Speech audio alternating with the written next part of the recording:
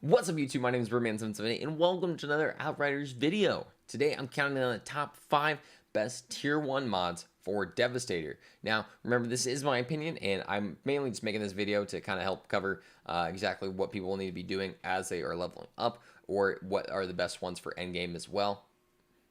Anyway, again, these are more my opinions, so definitely check them out. I have 2 other videos going out as well for the best tier 2 and tier 3 mods for Devastator, so check that out. But make sure you're following over here on YouTube, youtube.com/Byrdman778.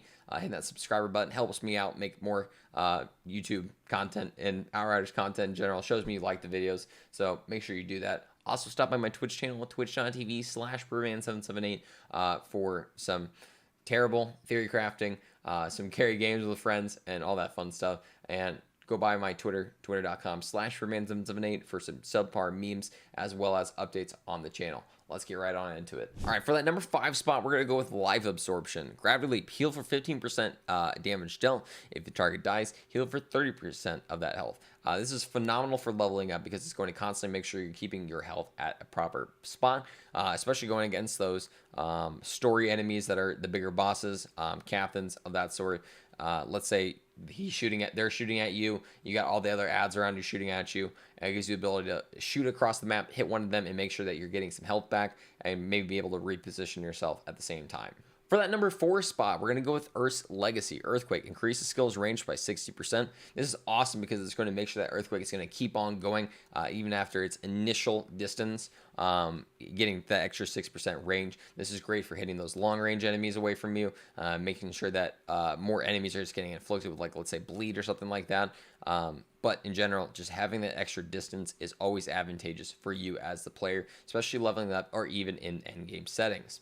At number 3, we're going to go with Rivers of Blood. Impale. Increase the skill's damage by 50% for enemies afflicted with bleed. You as Devastator should be constantly inflicting bleed across the battlefield, so having this do extra 50% damage to enemies is insane. We love to see it. It's definitely helpful, especially on my endgame builds for Devastator.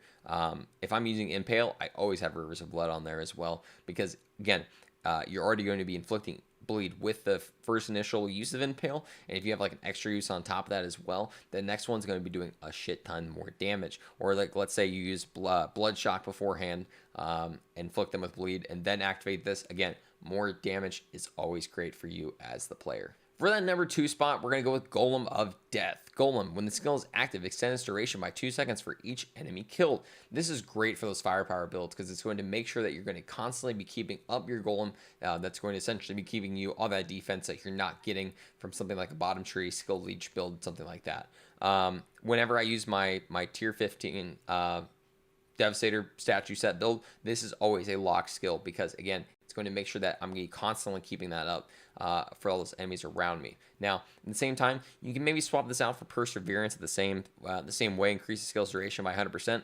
But I think just constantly killing enemies and getting that extra duration is way more advantageous for you as the player. For our most honorable mention ones, we're going to be going with Blood Shock, inflict bleed to enemies that are damaged by this skill. For Earthquake, this is super great just because, again, this is already going to be kind of a lock skill as is, but it can be averted by just running up and meleeing enemies, impaling enemies, something like that. But at the same time, having something that is able to hit a wide range of enemies and also increase that infliction is always great for us as the player. Another one would be Bleeding Impulse. Inflict bleed on an impulse around you whenever you're using your Golem. This combos phenomenally with that Golem of Death that we just talked about, making sure that we're constantly activating, constantly inflicting bleed on enemies around us. And then I would say finally, one last skill would be Impaler. The skill can be activated one more time before it triggering a cooldown. Having more uses of Impale is always great for you as a player because it's just more damage and more enemies inflicted with bleed. And for that number 1 spot, we're going to go with Extra Quake. Earthquake. The skill can be activated one more time before it triggering a cooldown. Earthquake is your bread and butter skill, so being able to constantly activate it more often is always great because that's more damage, especially if you have a high AP at the moment. Being able to do more damage is always great.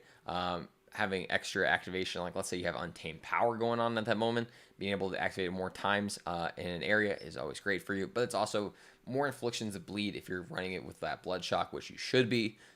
So again, it's that bread and butter. Having more uses of it is going to make sure that you as a Devastator are doing exactly your job, whether you're playing co-op or solo. Thank you so much for stopping by this video. Please definitely check out my other 2 ones where I'm showing the best tier 2 mods and best tier 3 mods for Devastators. And let me know what you think. If you have opinions, just leave them down below. I want to hear what your favorite mods are, what ones you think might be should have made this top 5 list. I actually kind of enjoy doing these top 5s because I kind of get to show off like what I think, and then I get to see what you guys think as well. So just let me know. Make sure you're subbing over here on YouTube.